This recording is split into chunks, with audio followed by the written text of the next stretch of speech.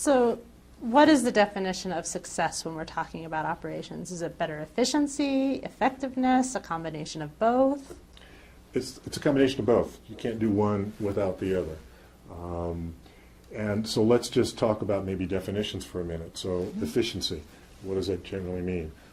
Typically that's just getting things done in the most economical time without wastefulness and so forth. Where effectiveness is more, are we meeting our goals and objectives? So in the real world, a heart surgeon has to balance between effectiveness and efficiency. The heart can only stay on the heart machine for so long, and the outcome is the person needs to live. So they're constantly balancing this effectiveness and efficiency. In the warehouse, if orders need to get out same day, and everybody in the warehouse is pushing to get orders out that particular day, that's great, but the ultimate goal is to do it in such a way where the customer is satisfied, meaning they get their order on time, they get it complete, they get it without errors. Well, let's say those orders are getting done efficiently, but they're not effective when the customer receives them. There are all kinds of errors. It doesn't work very well. So it's got to be a combination of the both, and there's art and there's science to it when you think about it.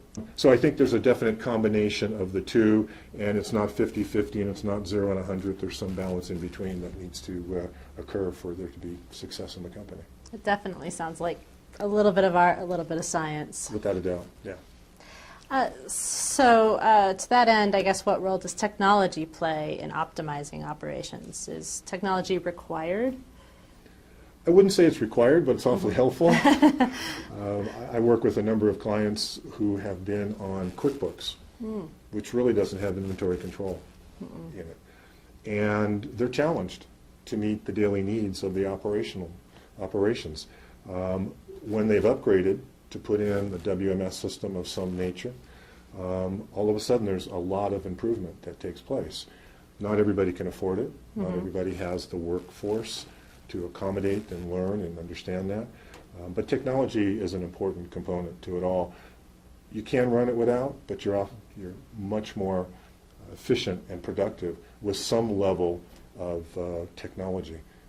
The world is all about technology now, right? We all carry our iPads and PDAs and are tethered to that technology world. And there's no difference in the distribution world. That's a very good point. So your business has a developed approach called AIM. I assume that's how you say the acronym. AIM, Assess, Implement, and Monitor.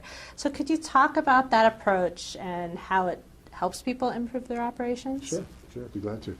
The AIM approach is used when there's not a discrete project. So if somebody says to me, well, and this just happened recently, toy distribution company has a 100,000 square foot distribution center and says, we're not as productive as we once were. Okay, well, what does that mean?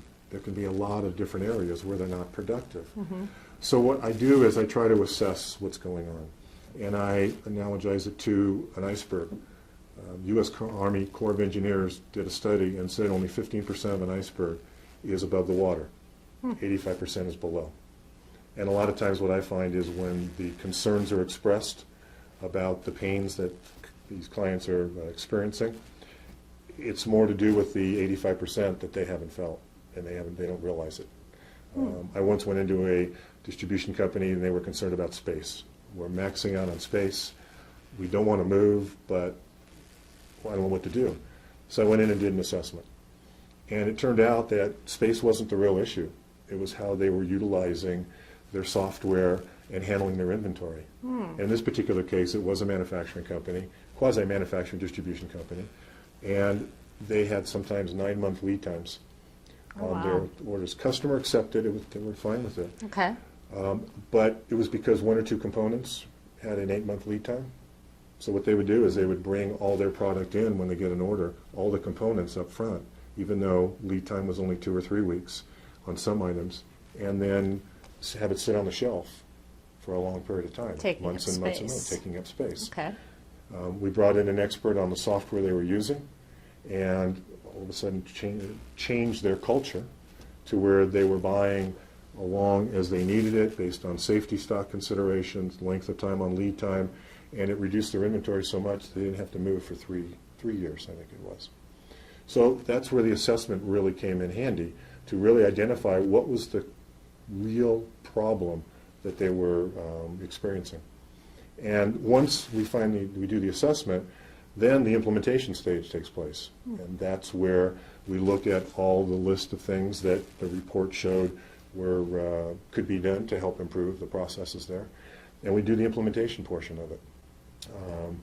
And then the M part of it, the monitor, there's studies that show that psychologically it takes 21 days to change a habit, consecutive days.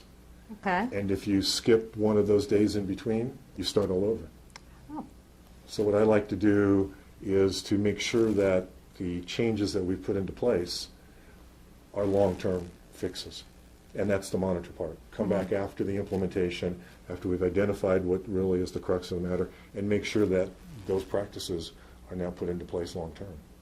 Because that's the real success, is the long-term success, not the Right. short-term. Short-term's easy, long-term is the true challenge. That's right, that's right. Which goes hand in hand with the cultural changes we talked about earlier and so forth.